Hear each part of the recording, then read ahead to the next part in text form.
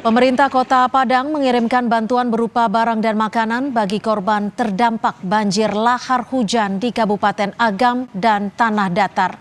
Bantuan berupa beras sebanyak 1 ton lebih, selimut, kasur, dan tenda. Selain bantuan logistik, Pemkot Padang juga menerjunkan 10 personel untuk membantu petugas gabungan di lapangan dalam melakukan proses evakuasi dan pembersihan. Kita dikoordinir oleh BPBD Provinsi, Basarnas, kita sifatnya membantu. Ya. Kalau seandainya dibutuhkan kita akan kirimkan. Tapi yang jelas ini semua yang akan berangkat ada berapa totalnya? Ada berangkat berapa? 13 orang. 90 ya. Ada sekitar 10-an berangkat ini mereka semua. Arus lalu lintas dari Solok menuju Kota Padang saat ini macet total. Sejumlah kendaraan besar seperti bus dan truk terpaksa berhenti. Bahkan selama 4 jam lebih kendaraan yang melintas tak bisa bergerak. Macet diduga disebabkan akses jalan yang tertutup material longsor di Sitinjoi Lawik, Padang, Sumatera Barat. Hingga Senin siang kendaraan tidak bisa melintas.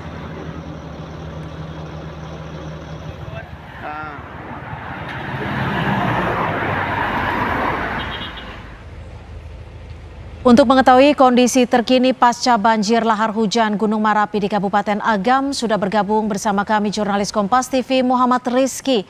Selamat petang Rizky, bisa digambarkan seperti apa situasi terkini di Kabupaten Agam, Rizky?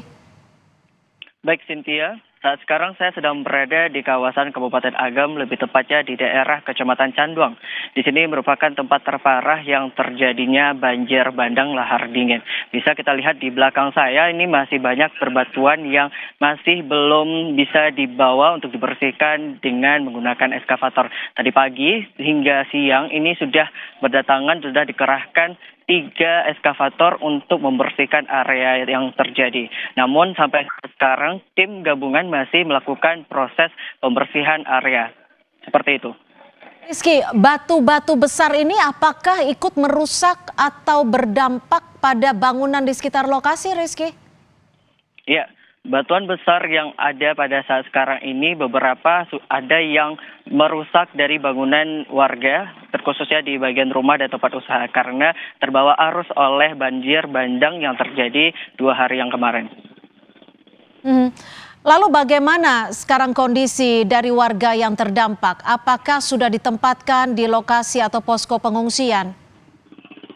Baik, seluruh warga yang terdampak akibat bencana ini sudah dievakuasi dan diletakkan di tempat pengungsian yang berada di sekitar daerah tempat kejadian, dan tempat pengungsian ini berada di sebuah sekolah yaitu di SD 08 Canduang, di mana ada 3 ruangan yang dijadikan tempat pengungsian bagi para warga. Dan selain dari tempat pengungsian, para warga juga mengambil kesempatan untuk mengungsi di beberapa rumah keluarga saudaranya, seperti itu. Kalau di Kabupaten Agam sendiri ada berapa posko pengungsian, Rizky, yang disediakan? Baik, terkhususnya di daerah Kecamatan Canduang yang saya sekarang berada, ini hanya ada 1 tempat pengungsian. Namun di beberapa kecamatan lainnya yang berada di Kabupaten Agam juga terdapat tempat pengungsian, seperti itu. Apa saja yang saat ini dibutuhkan warga dan belum bisa dipenuhi? Baik. Pada hari ini terjadi beberapa permintaan dari para pengungsi, di mana untuk bantuan logistik ini sudah dikerahkan kepada para korban, dan sistem pemberian logistik ini harus menyerahkan kartu keluarga agar supaya penyerahan logistik ini dapat diberikan secara merata.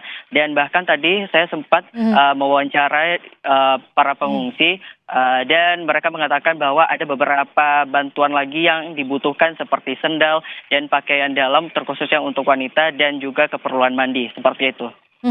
Rio, maaf Rizky, bisa digambarkan seperti apa ini di belakang Anda tampak batu-batuan besar, apakah saat ini tim gabungan masih melakukan kegiatan di belakang Anda?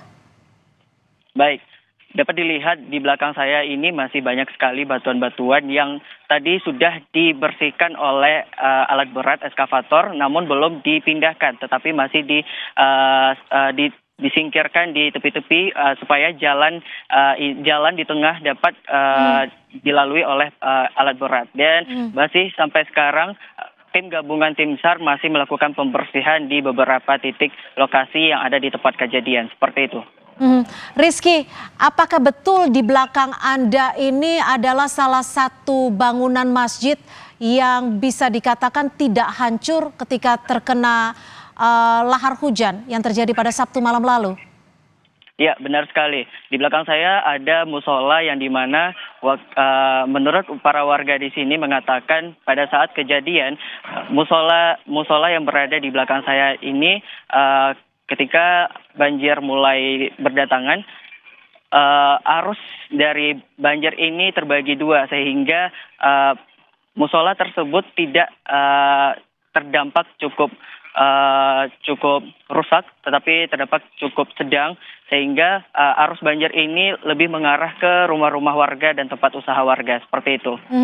Artinya bangunan musola ini saat ini digunakan sebagai apa? Apakah warga juga bisa mengungsi ataupun beristirahat dan beribadah di sana?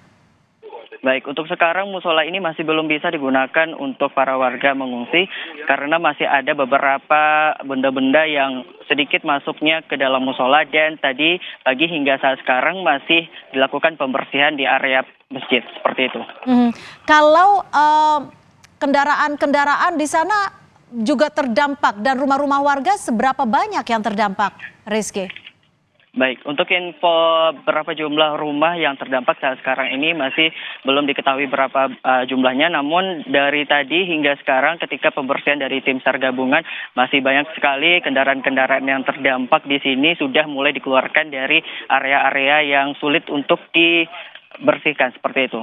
Baik, terima kasih Muhammad Rizky, jurnalis Kompas TV melaporkan langsung dari Kabupaten Agam, Sumatera Barat.